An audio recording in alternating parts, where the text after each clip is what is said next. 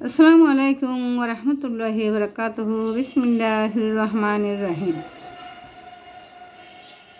উলামায়ে দ্বীন লিখেছেন, যে ব্যক্তি যথারীতি নামাজ পড়ে, আল্লাহ তাআলা তার নামাজের বদলে 5টি বিশেষ সম্মান দান করেন, তার অভাব দূর করেন।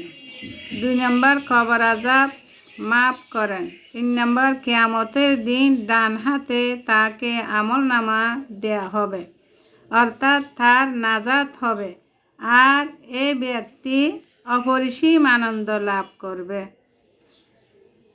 যেমন আল্লাহ পাক বলেন, অনন্তর যার আমলনামা ডান হাতে প্রদান করা হবে, সে ব্যক্তি তো অন্যকে বলবে, লও আমার আমলনামা পাঠ কর।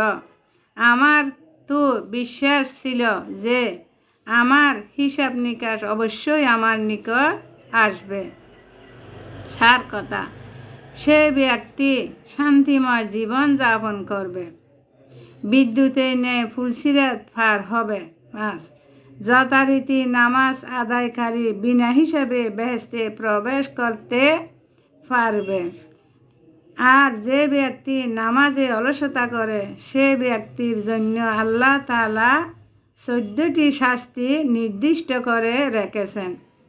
5টি ইহজগতে, 3টি মৃত্যুর সময়ে, 3টি কবরে ও 3টি হাসরের ময়দানে।